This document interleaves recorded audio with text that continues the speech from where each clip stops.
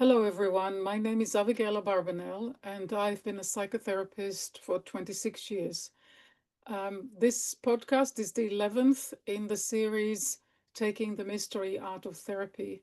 And the focus of today's podcast will be triggers, emotional triggers. In the first few podcasts, I explained that, like everything else about us, our psychology is also regulated in the brain, in the nervous system.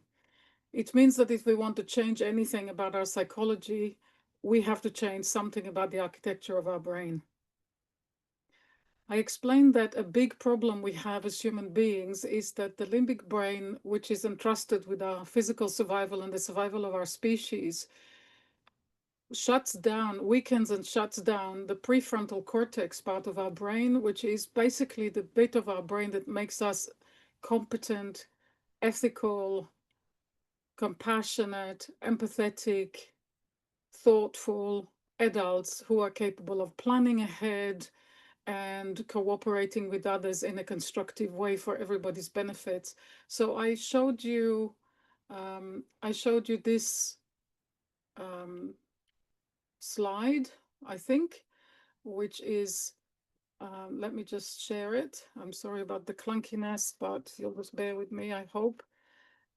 This is from a paper called The Effects of Stress Exposure on Prefrontal Cortex from Neurobiology of Stress. And it basically shows that when the limbic brain is activated into threat, into survival, it has the capacity to weaken and ultimately basically shuts down our prefrontal cortex. Basically, we are then left with our conditioned or rather wired pre-existing responses to different situations and are unable to think or regulate ourselves properly. So this is the human condition. This is the problem that we have. And I explained that what psychotherapy does is to help people integrate these brains better. They're not integrated from birth. We need particular input in childhood from the adults around us in order for us to grow up well integrated. Integration between these two systems means that we don't disappear when we feel under threat. So gradually, as integration improves, this is called vertical integration, the limbic brain becomes unable to weaken the prefrontal cortex, so we can feel strong feelings and still have reactions to situations, which is normal. But our prefrontal cortex will remain intact, will remain in place, and will do its job of regulating ourselves and our behavior and making sure that we do not harm others or put ourselves at risk, that we remain well boundaried, that we can be firm, we can be compassionate, we can be empathetic, we think clearly, we can continue to plan ahead, and we can continue to come up with creative solutions and creative decisions in response to a situation, something that the limbic brain is unable to do because all it can do is fight, flight, or freeze, and whatever that looks like for each person's life in the present. So I just wanted to mention also that I am not a follower of materialist science, which means I do not believe that we are a brain. But the brain is important. It regulates everything in us. Therefore, it's relevant to psychology, and there's no point in doing any psychotherapy at all unless we focus on changes in the brain. If we don't, psychotherapy is pretty pointless. So I hope that some of you will have already started to put into practice the vertical integration, so validating emotions in order to increase your and improve your vertical integration. And if you've done that, you might have noticed already some changes in yourself. And if you remember, the changes that I said that you're likely to notice fairly quickly, and that all my clients noticed after a little while of validating emotions and starting to integrate as their brain begins to change, they notice two things. One is that they recover, their anxiety levels begin to diminish, so they begin to feel less and less and less anxious. So if their baseline of anxiety was 8 on average, it starts to reduce down to eventually, ultimately to zero. But you start to notice a reduction. And the second thing that changes when our integration is improving, the vertical integration improves, is that we recover much, much quicker from triggers. So if you have a reaction to a trigger, a familiar reaction that always happens to a particular trigger, and it takes you a certain amount of time to recover from it. It could take weeks for some people, it could take months, it could take a day, a few days, a few hours. Then what people begin to notice when they begin to integrate vertically better, is that their recovery time becomes shorter and shorter and shorter. And until the point where they are able to feel the trigger, but the prefrontal cortex remains in place, which means they can feel that they're triggered, but the adult doesn't leave the room. The management's still in charge, the leadership's still in charge in the brain, instead of the poor, frightened safety officer who's telling you that something is scary. I wanted to mention in relation to that you don't have to do the full exercise with all the details that I demonstrated, or that I did that I spoke about in, I think it was episode 4. Once you do it once, you're probably sufficiently capable of simply just breathing in. And if you breathe, imagine that you can breathe into your forehead. Just draw the breath. Imagine that you can draw it into the forehead with full awareness in the forehead.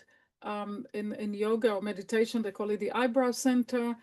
But if you breathe and you put your awareness here, then you will have access to your prefrontal cortex, and then you will have awareness of what it is you're experiencing emotionally, and then you'll be able to validate it. So basically, you don't need to repeat the entire exercise forever and ever. You can start breathing deeply, just deeply, put your awareness here, validate your emotions. And the idea is to validate all our emotions all the time. The more you validate, the quicker you integrate. And the interesting thing about how the brain works is the more you integrate, the faster you integrate, because the brain connectivity grows exponentially. And the more you practice, the more neurons branch out and create reliable neural networks that fire the way that fire what we want them to fire. In this case, we want information from the limbic system to be transferred to the prefrontal cortex without any interruption. Information from here to pass into here without any interruption. So I mentioned that we recover much quicker from triggers, and over time, many triggers are also likely to decrease in intensity. So I don't know, you see your mother-in-law and you used to be really, really triggered, and something would happen to you and you'd feel something. Now it's suddenly weakened until you get to a point where a lot of triggers become like a faint echo, I call it, of themselves. They're just not as powerful at all. You're aware that you're feeling something, but it's nowhere near what you used to feel. And I hear this from clients all the time, and I certainly have experienced it myself regularly. So the topic today, what I want to focus today, is on emotional triggers. And I wanted to say that anything can be a trigger for somebody, and it depends on what their history and life experience have actually wired into their brain. We can't know unless we know a person really well, and we lived with them, or we are familiar with them, we interact with them all the time. We have no idea what's going to trigger somebody else. Something that is completely nothing to one person is going to be a massive trigger for another. That's why people can't really judge the reaction of other people. We are not in somebody else's brain, and our brains are wired differently. We have different material wired into them. One trigger for one person is not a trigger for another. So you can't tell a person, oh, this is so stupid. Why are you making a big deal out of it? It's nothing. Well, it's not nothing to them. It may be nothing to you because you don't have anything wired in there that's likely to cause a trigger. So I want to also mention that trigger is not the same as normal emotions. Emotions, as you remember, and I might actually have to talk more about emotions in subsequent in subsequent podcast, emotions are healthy, normal limbic reactions to what's happening around us, what's happening inside our bodies, and the circumstances we're in. And the purpose of the emotions is it's the way that the limbic brain, which is a very old brain, it's the old mammal brain, it's how it communicates information about what it thinks could be dangerous to us or could be a threat to us. So emotions are very, very important information. It's just not necessarily sort of coherent in the way that we are able to verbalize. The limbic brain doesn't have language. Language comes from the later brain, from the neocortex, which is a much later brain. So a normal emotion will feel like, well, I'm just a little bit irritated, a bit annoyed by something, or something that makes me a bit sad, a bit uncomfortable, but I recover from it fairly quickly, and I don't think about it very much at all.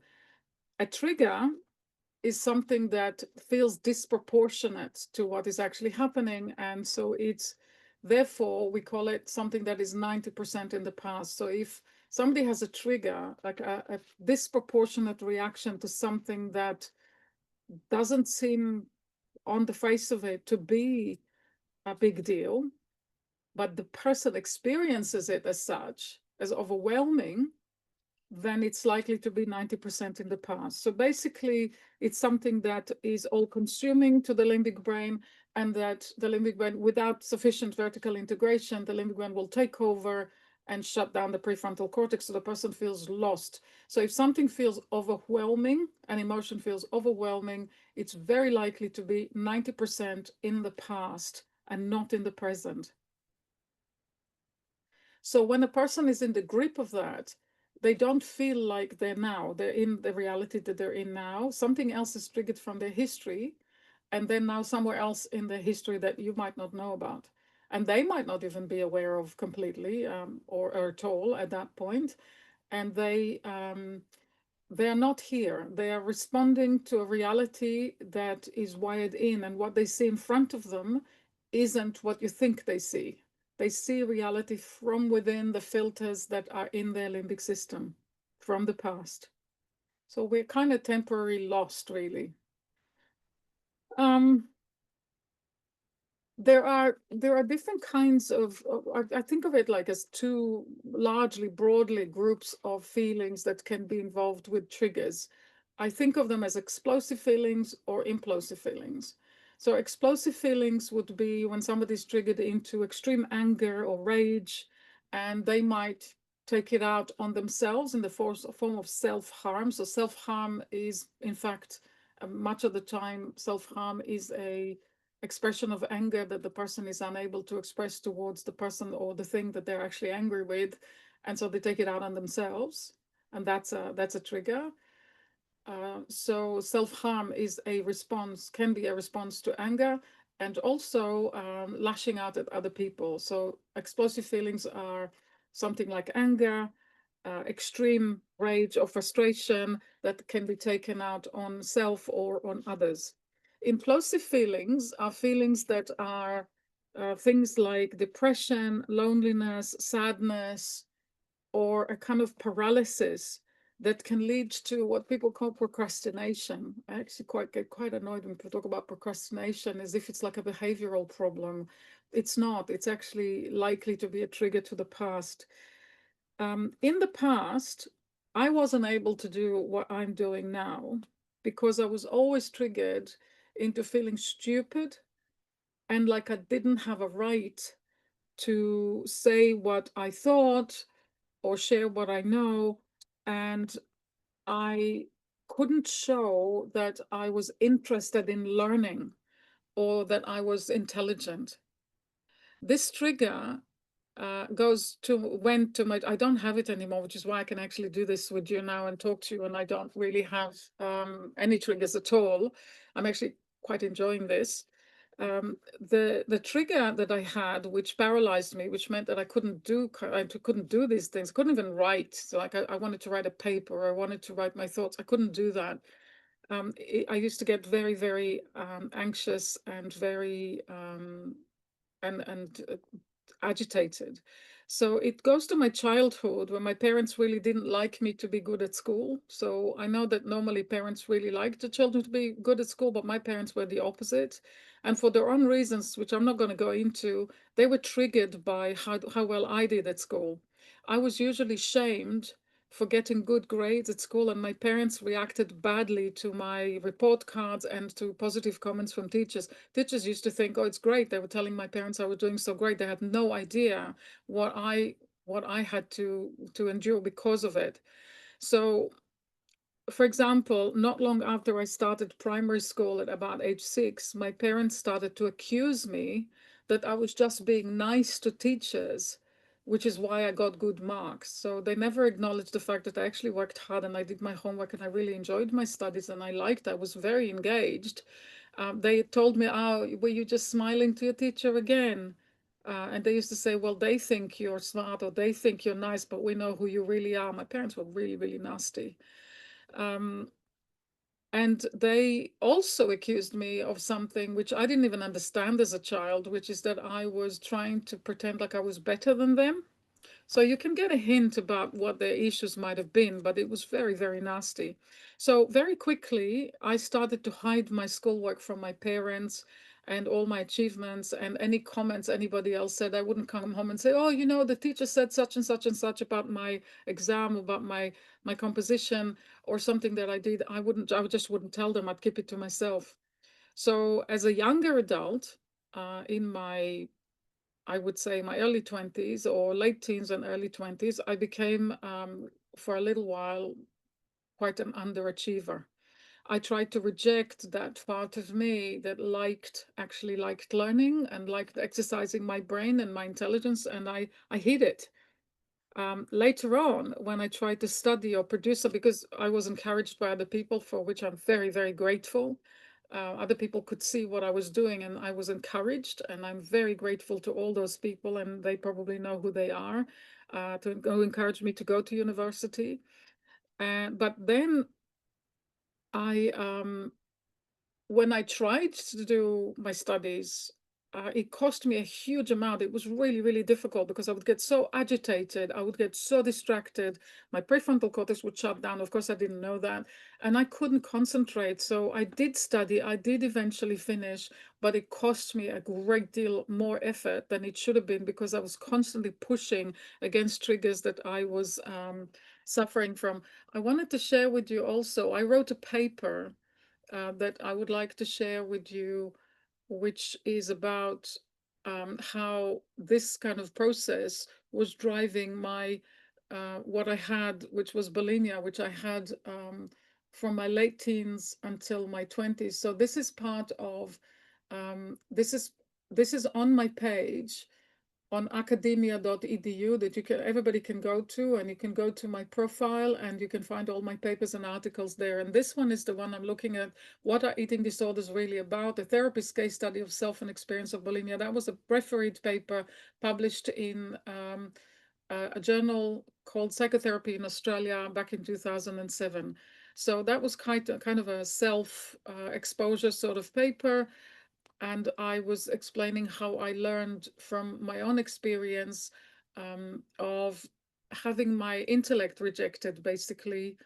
Um, I learned from that experience how that actually drove the bulimia that I used to have. So when I would try to study or I would try to write something or do something that involved any kind of intellectual exercise, even reading a book about something that interests me, that would trigger the bulimia process because that was my trigger, and that was the behavior that came as a result of the trigger. So when we are triggered into something, we may not be conscious of it, but we will feel like we are the age that where the original events were actually happening. So it could be any age. It depends on what happened to people. So you don't feel like a grown up anymore. You feel like a child or a teenager. You all again, you might not be conscious of it, but other people watching you will notice that these are your reactions, these are your behaviors. A common trigger for adults who are parents or anyone who deals with children, including grandparents or even teachers, has to do with children's age. So when a parent discloses in therapy that one of their children tends to trigger them more than others, I ask what age the child is. This is a pretty common question that a lot of therapists would ask. And then when the client says what the age of the child is, the child that triggers them, then we say, well, what was life like for you at that age? And 9 times out of 10, there is a story there. So if it's the 15-year-old that triggers the parent, then you ask them, what was life like for you when you were 15? And then something will come out that will immediately link to, oh, wow, that's what the trigger's about. This process gets better and better, and people begin to figure it out for themselves, even without the therapist's prompt, the more integration they've got. So the more integrated you are in the way you begin to become your own therapist. You don't actually need a therapist, which is, you know that my whole ethos is to try and do myself out of a job. So in the last podcast, remember I spoke about stress, and stress is a threat, a sense of threat. So if a situation in the present is not objectively life-threatening, as in you're not actually in Gaza being starved, or in Ukraine, or somebody's doing something to you right now, if you feel stress, it's likely to be a threat to something from the past. And I did mention that without talking about a trigger, but I went through a process where I explained how we realize that it is from the past. But that's also a trigger. So stress, if it's not related to an actual objective threat, can very well be also in itself a trigger. Last week, our boiler broke down.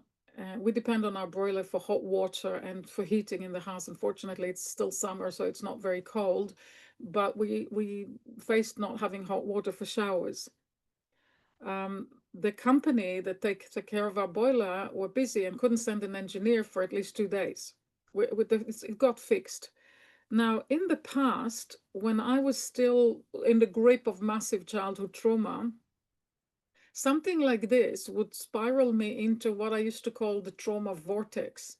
Some of you who, and I'm sorry if you do, but some of you who do carry trauma might recognize that horrible sinking feeling, that awful, just terror that you get, as if the entire world is collapsing on top of your head. I call it the trauma vortex. I would experience something like that as a life-threatening event. So it's not just boiler breaking down, but a feeling that that's it. Everything is. I'm at the end. I'm dying here. The world's coming to an end. Everything's crashing down on me, and that feeling of terrible doom, sinking feeling in the gut.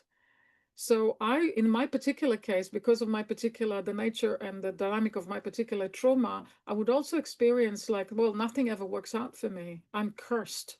Things are doomed. Things are always going to go wrong. Now, if you think about it, it's just plumbing or it's just boiler, but it wasn't like that for me. So that was a massive trigger to my past experience of trauma. Now, it may not have anything to do with boilers or with plumbing, but it's that sense of something, anything going wrong and becoming a bit of a discomfort or a challenge. So, okay, not having hot water for 2 days, we actually managed. There is an alternative system that we can apply. But in the past, when I was full of trauma, I couldn't even think of that solution. I wouldn't think of it. I would just spiral into complete loss. I just didn't know what was going on, and it was horrible. So people who have trauma tend to suffer from triggers a lot more than people who don't have trauma, and we call it reactivity. They're much more reactive. They're less resilient. Things that go wrong trigger them compared with people who don't have trauma. So the next, I've kind of already hinted at triggers and behavior, because triggers can cause us to behave in a certain way. Because the limbic brain also takes over and shuts down the prefrontal cortex, our behavior is also not properly regulated. So it can lead to behaviors that are associated with the original behavior that we had in the past that that is the cause of the present trigger. So for example, if somebody grew up in a family where the parents used to fight each other all the time, loudly and violently, in the presence of the children, the reaction of the child might have been to try and make themselves, sorry, try and make themselves really, really small and withdraw, so that they try to help protect themselves from this horrible noise and the violence that they are experiencing. I don't just mean physical violence, but words that are violent, tones of voices, shouting, belittling, um, humiliating, shaming, expressions of anger like that that are terrible. That's also considered violence, and that is extremely frightening to children. So it doesn't have to be just physical violence. When I say violence, I don't just mean physical violence. Now, as a grown-up, that child has grown up with that. Um, a trigger can be any situation where this person who experienced parents being violently angry with each other regularly, they would experience any sense of tension between people or between two people as a potential trigger. So let's, for example, say that this person is sitting in a work meeting around the meeting table, and at some point in the meeting, and they're very knowledgeable, they have their position by rights, they're educated, they're skilled, they know what they're doing, and they're obviously expected to interact in the meeting appropriately for their knowledge and make the contribution they're supposed to make. But let's say, suppose for some reason there is tension between two people in the group, or there's tension in the group, there's some kind of disagreement or tension, whatever. This could trigger that person into withdrawing mentally and shutting down. Because now they're not seeing just that there is a little bit of tension that can be fairly easily resolved, that even they have the skills to mediate and resolve it and intervene. Instead, they're just withdrawing and they're shutting down. They won't be able to see a way out. They won't believe that they have the skills to intervene or to do what's necessary, and they will feel trapped and very, very, very small. Now, if this person also happens to be the leader of the group or the manager of the group, you can see the problem, but it can happen to anybody. The person could also be triggered into a feeling of depression, which is what we feel when we're in a bad situation, but also feel powerless to do anything to change our situation for the better. So as children, as a child, this person would have been in a situation that was very scary and very distressing, but because they were a child, they couldn't stop the adults doing what they were doing, and they were trapped in it. So depression, a little bout of depression could be also a typical trigger in a situation like that. A teenager might be reacting differently to parents fighting loudly and violently.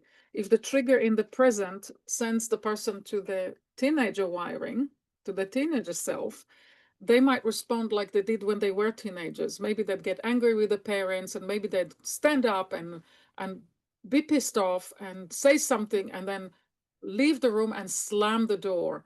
So maybe that's what they did as a teenager, because they wanted to let the parents know that that's not acceptable and that they actually underneath were quite frightened. But teenagers express anger, not fear so much.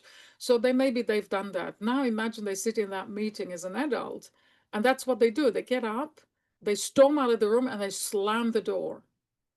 That's not appropriate behavior for the situation, but because they're triggered into their teenager, this is how their behavior will be in response to a past that's not yet integrated.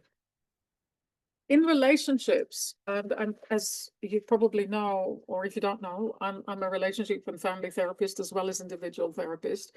In relationships, trigger can work like a tennis ball, bouncing from one person to the next, back and forth. One person's trigger will trigger the other person's stuff. So, for example, one person might have a trigger that makes them withdraw and cut off when there is tension or disagreement.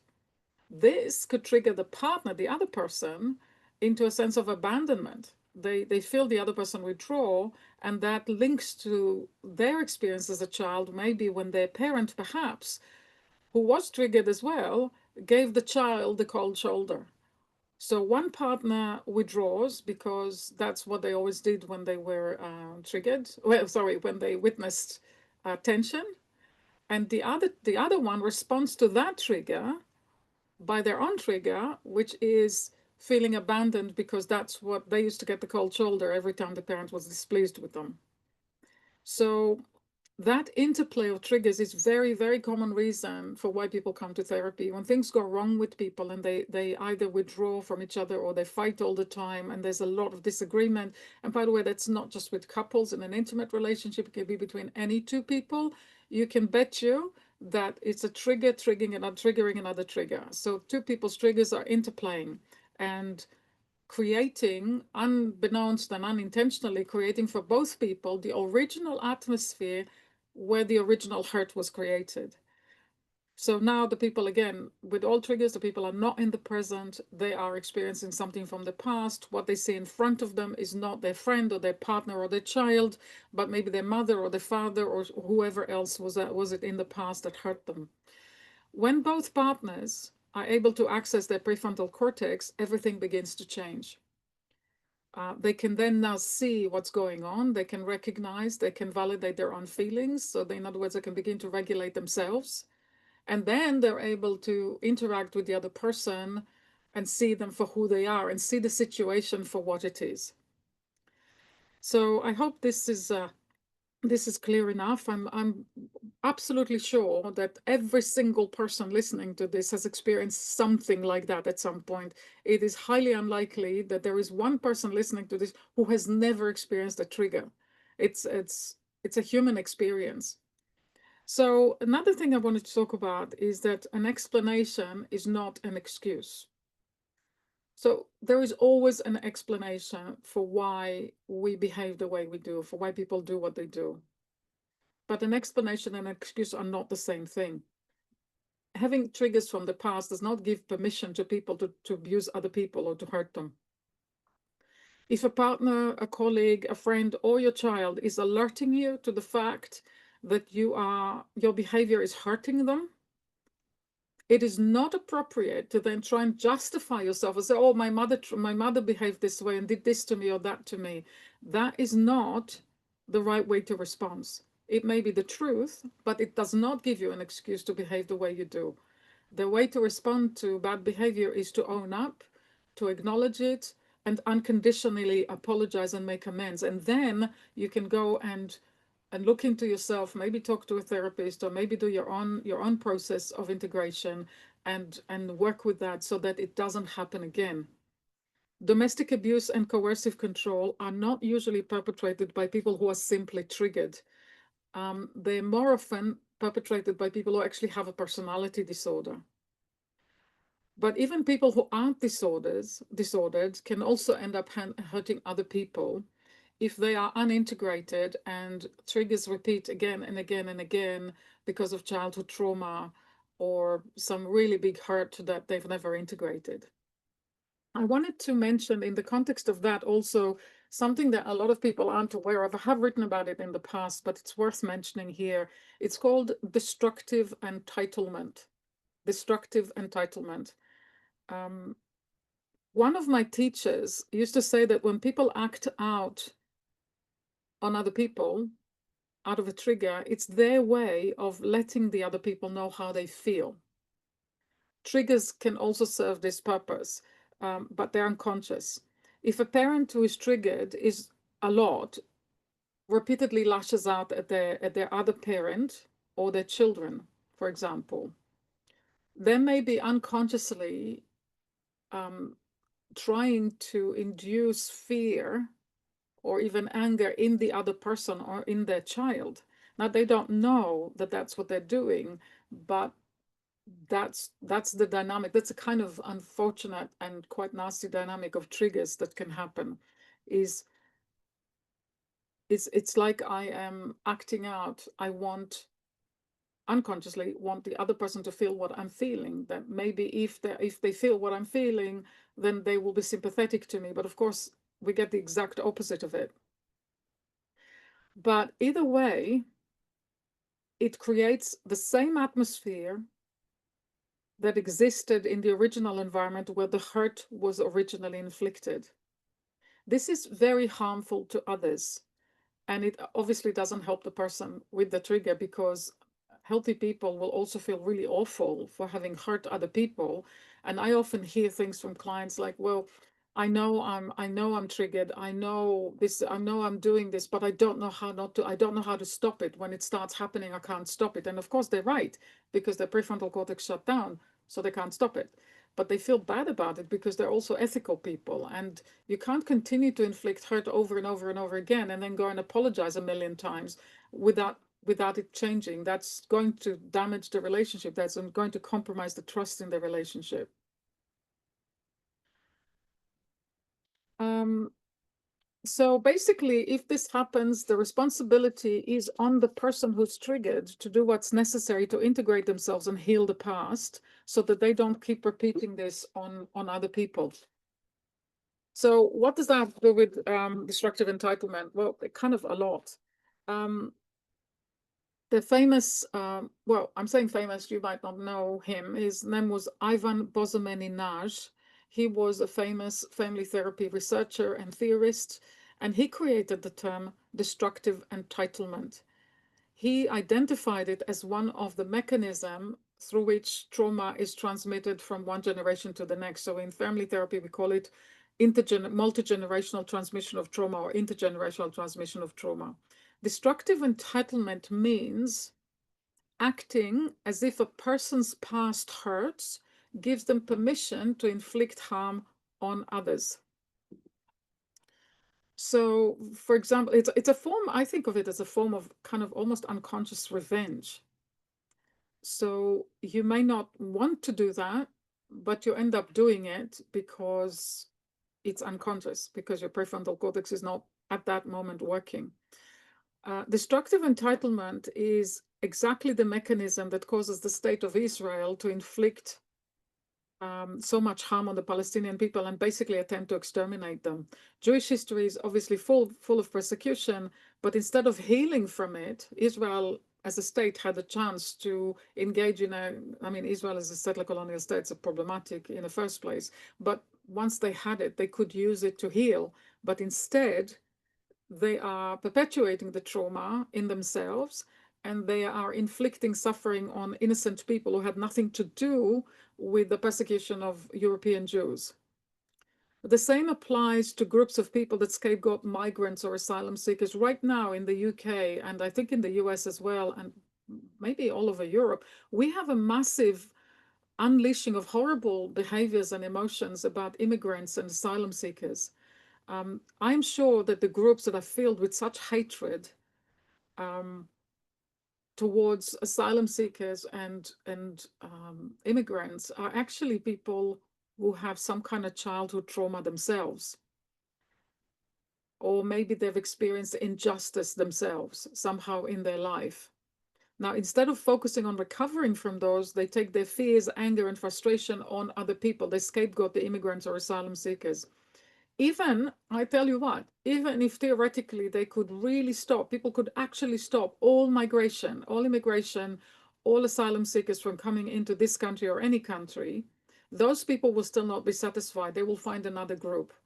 That's because the problem is in themselves. It's not actually in the other group. So destructive entitlement causes people to scapegoat other people. And it could be on a small scale. It could be a child in a family or children. It could be a child in a school by a bunch of bullies or by bully teachers. And I hear about that as well.